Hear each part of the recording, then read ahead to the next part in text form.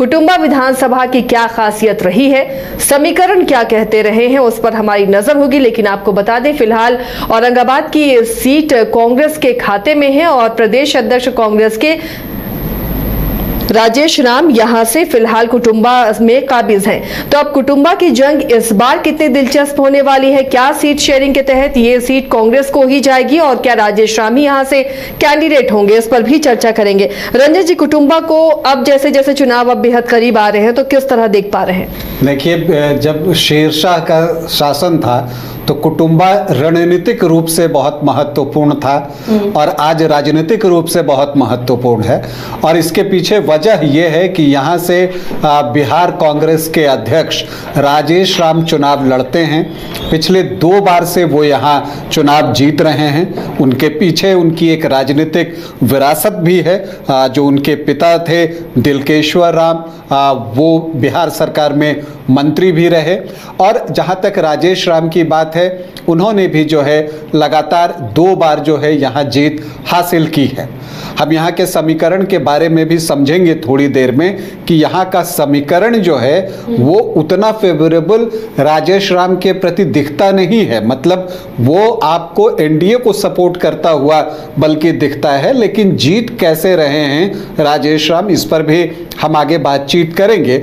लेकिन जहाँ तक कुटुंबा की बात है और जिस तरह से राजेश राम का कद बढ़ा है प्रदेश अध्यक्ष बनने के बाद, और जब अभी वोट अधिकार यात्रा हो रही थी उस समय आप देखिए तो जहां भी राहुल गांधी रहे हैं वहां आपको उनके बगल में आपको राजेश राम दिखेंगे, जो कि जो एक वाहन बनता था और उसके ऊपर राहुल गांधी खड़े होते थे, तो उनके बगल में जो है आपको राजेश राम दिखेंगे। तो उससे ये पता भी चल जाता है कि राजेश राम जो है राहुल गांधी के कितने करीबी हैं और इसी वजह से वो प्रदेश के अध्यक्ष भी बनाए गए हैं। तो इसलिए इसमें कोई इफ बट नहीं है कि राजेश राम ही कुटुंबा से चुनाव लड़ेंगे, क्योंकि उनके टिकट पर कोई संशय है नहीं और उनकी कोशिश होगी कि कुटुंबा से वो जीत की हैट्रिक लगाएं।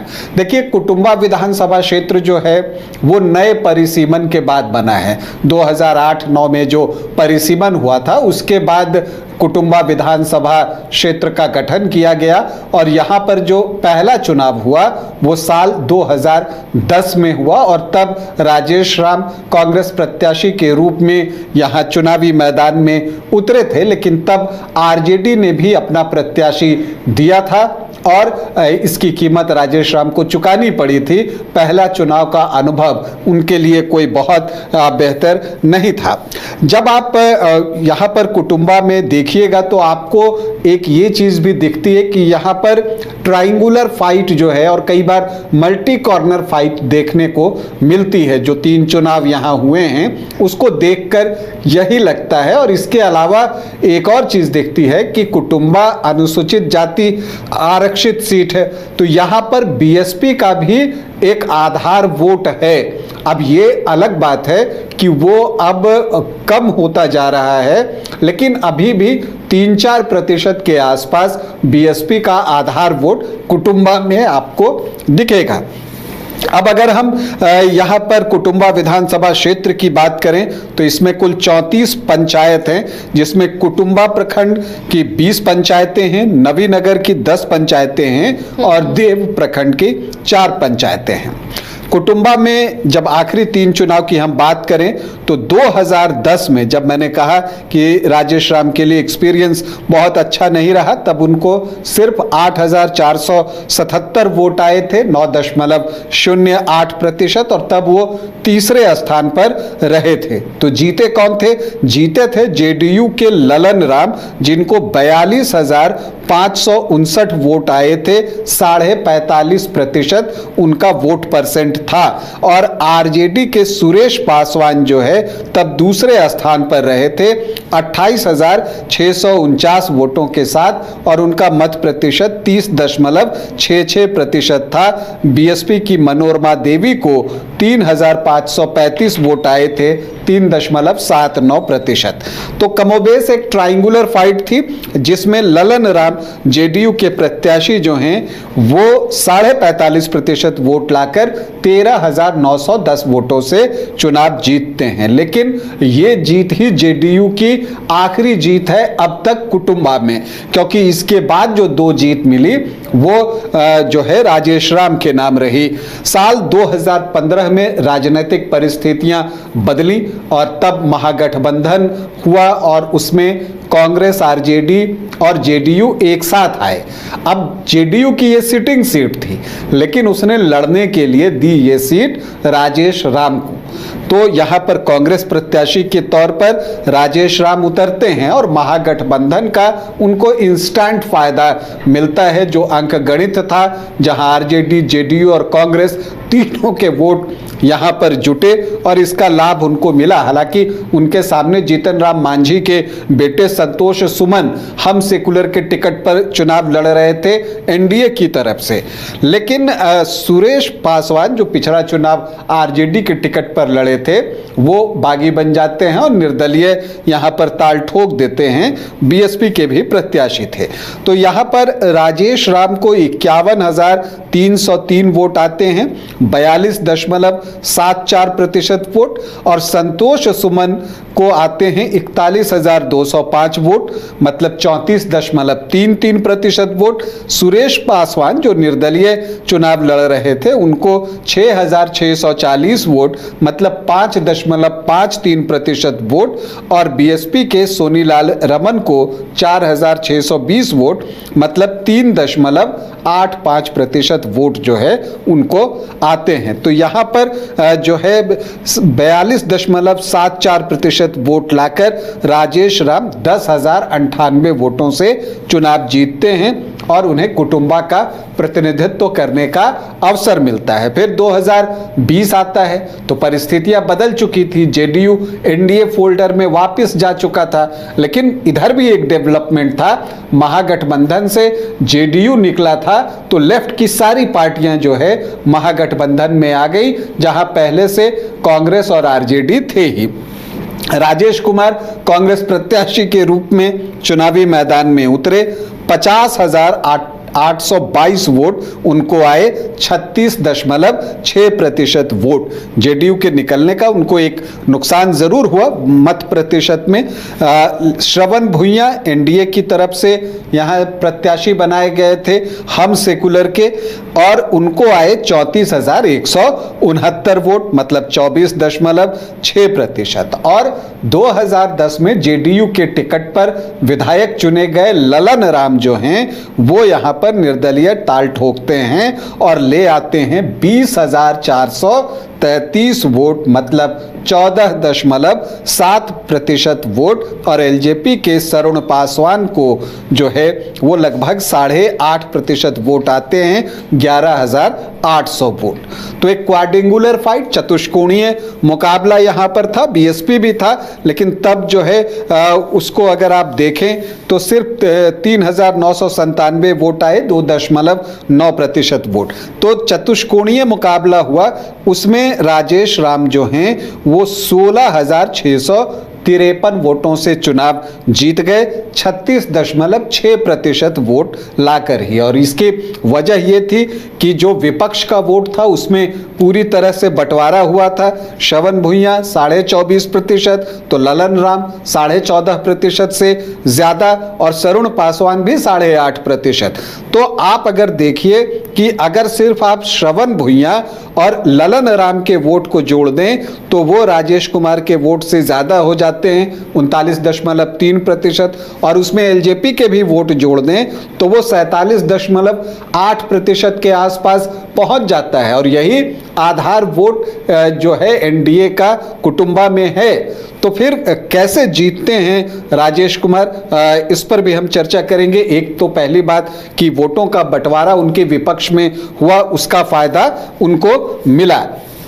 अब अगर आप देखिए कि इस बार दावेदार कौन कौन हो सकते हैं, तो देखिए अगर आप बात कीजिए कि यहाँ पर जो एनडीए है वो एक नई स्ट्रैटेजी के साथ चुनावी मैदान में उतर सकता है, क्योंकि पिछले 2 बार से आप देखिए हम सेकुलर के प्रत्याशी लड़ रहे हैं जीतन राम मांझी की पार्टी से, लेकिन वो जीत हासिल नहीं कर पा रहे हैं, बल्कि जो राजेश राम है उनकी जीत का मार्जिन बढ़ता चला जा रहा है। तो ऐसे में जो एनडीए है वो ये फैसला ले सकता है कि कोई दूसरा घटक दल यहां पर चुनावी मैदान में उतरे। बीजेपी का दावा यहां उतना जोर शोर से नहीं है।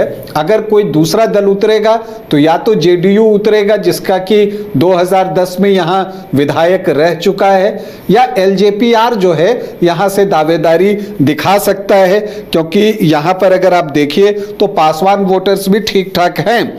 तो अगर आप यहां पर देखते हैं तो जेडीयू से ललन राम का नाम जो है वो सामने आ रहा है, हालांकि वो अनुसूचित जाति आयोग में शामिल किए गए हैं। तो अब देखना है कि अगर वो बोर्ड में गए हैं, अनुसूचित जाति आयोग में शामिल हुए हैं, तो क्या उनको यहाँ चुनाव लड़ने का अवसर मिलता है, या उनको पहले ही जो है बोर्ड में जगह दे दी गई है, ताकि जो पिछली बार उन्होंने निर्दलीय लड़कर खेल खराब किया था एनडीए का वो ना करें। तो एक तो उनकी दावेदारी दिखती है। एलजेपीआर से पंकज पासवान का जो है वो नाम सामने आ रहा है। अब अगर पंकज पासवान का नाम सामने आ रहा है तो देखिए ओबरा से प्रकाश चंद्र का नाम भी सामने आ रहा है, तो क्या एक जिला में एलजेपीआर को 2 सीटें मिलेंगी? ये भी सोचना है कि अगर ओबरा और कुटुंबा इसमें से कोई एक सीट ही मुझे लगता है कि एलजेपीआर को जा सकती है। तो अगर ऐसा हो जाता है तब वैसी परिस्थिति में फिर से हम सेकुलर का दावा बन सकता है, और वैसी परिस्थिति में श्रवण भुइयां उम्मीदवार हो सकते हैं। हालांकि पिछली बार उनको लोग उतना जानते नहीं थे, लेकिन अब जो है उसमें निश्चित तौर पर इजाफा हुआ होगा। जहां तक आरजेडी की बात है तो सुरेश पासवान दावेदारी किए हुए हैं, लेकिन हम आप भी समझ सकते हैं कि अगर राजेश राम यहां से दावेदारी कर रहे हों तो और किसी को अवसर मिलना जो है थोड़ा मुश्किल है। हालांकि सुरेश पासवान जो हैं वो पूर्व मंत्री भी रहे हैं, तो वो भी जो है बड़े नेता के तौर पर देखे जाते हैं। अब अगर हम यहाँ के जातीय समीकरण को समझें तो यहाँ अनुसूचित जाति के वोटर्स जो हैं वो 29.2% हैं, तो बड़ी संख्या है। जो मुस्लिम वोटर्स हैं वो 7.8% है, और यादव 8 से 9%। तो ये तीनों अगर मिला दे तो एक बड़ा चंक तैयार हो जाता है। अगर पूरा एससी को मिला दें, लेकिन होता क्या है कि यहाँ तो दूसरा पक्ष का भी जो प्रत्याशी है वो भी हाँ। अनुसूचित जाति से ही है, तो उसकी एक अपनी हिस्सेदारी है। तो यहाँ पर अगर आप सिर्फ एमवाई को जोड़िए तो वो 16 से 17% ही होता है, जबकि अगर इधर आप आइए तो राजपूत 18 से 20% के आसपास, जो भूमिहार हैं वो कम है 1 से 2% के आसपास, ब्राह्मण 5 से 6%, तो लगभग 24 से 26% का आंकड़ा सिर्फ सामान्य जाति का है। और कुशवाहा कुर्मी को मिला लीजिए तो 9.5 से 10%, इसमें कुशवाहा जाति के वोटर्स ज्यादा हैं, और वैश्य यहां पर उतने नहीं हैं, 5 से 7% के आसपास होंगे। तब भी जो एनडीए का जो आधार वोट बन रहा है वो 40 से 42% बन रहा है। फिर राजेश कुमार जीत कैसे रहे हैं? तो इसकी एक वजह तो बहुत साफ है कि यहाँ ट्रायंगुलर फाइट हो रही है, विपक्ष का वोट बट रहा है, तो उसका लाभ जो है राजेश राम को मिलता है। लेकिन इसके साथ साथ जो है आप ये भी देखिएगा कि जो अनुसूचित जाति के वोटर्स हैं उसमें रविदास जो हैं वो 12 से 13% हैं, और वो वोट एक मुश्त जो है वो आपको राजेश राम को जाता है। तो जो 16-17% का आंकड़ा है वो 30% के पास पहुंच गया।